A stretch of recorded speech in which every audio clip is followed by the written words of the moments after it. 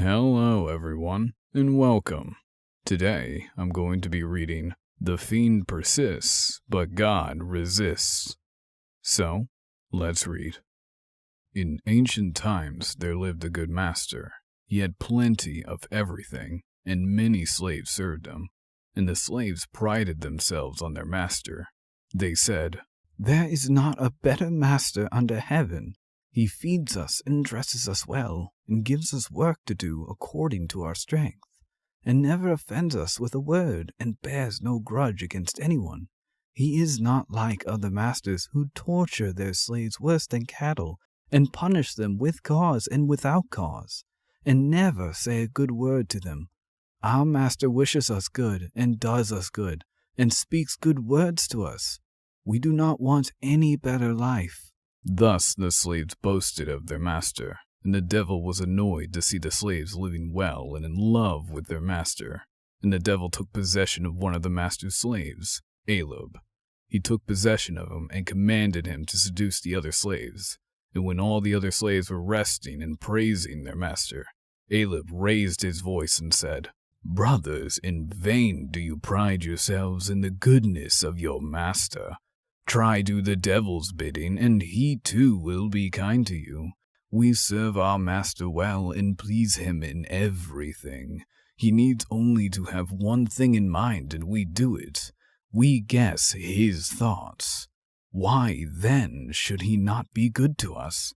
Stop doing his bidding and do him some wrong, and he will be like everybody else, and will repay evil with evil. Much worse than the worst of masters." And the other slaves began to dispute with Aleb. They disputed and made a wager. Aleb undertook to anger the good master. He undertook to do so on a condition that if he did not succeed in making him angry, he should lose his holiday garment. But if he did, each should give him his own holiday garment. And besides, they promised to defend him against the master, and to free him if master should put him in irons or throw him into prison.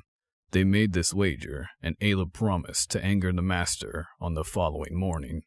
Aleb was serving in the master's sheepfold, and tended on costly thoroughbred rams. And so, when the good master came the next morning with his guests to the sheepfold to show them his favorite expensive rams, the devil's laborer winked to his companions.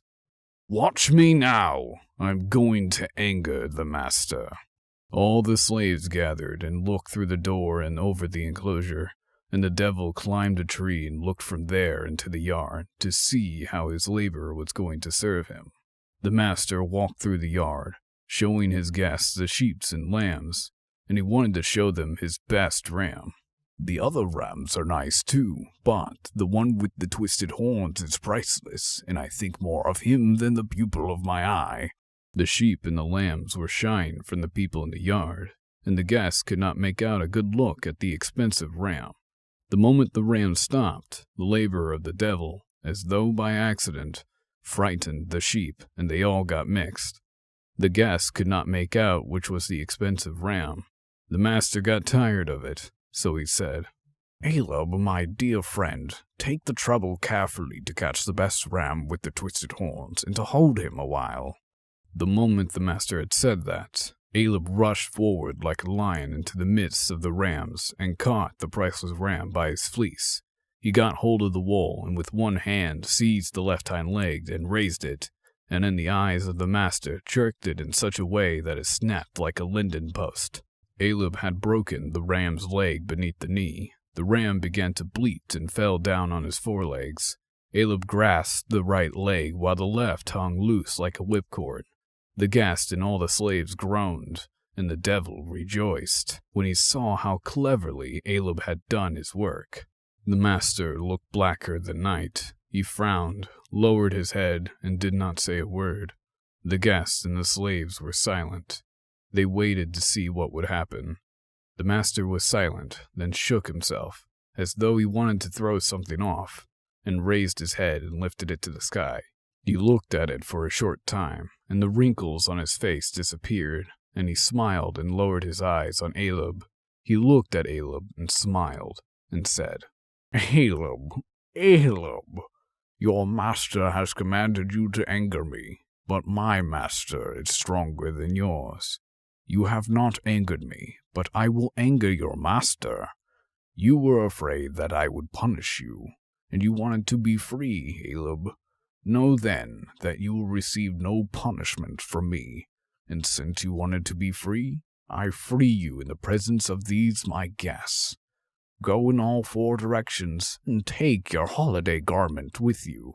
Then the good master went with his guests to the house, but the devil ground his teeth and fell down from the tree and sank through the earth. Thank you all for listening. I hope everyone enjoyed the read, and have a great day.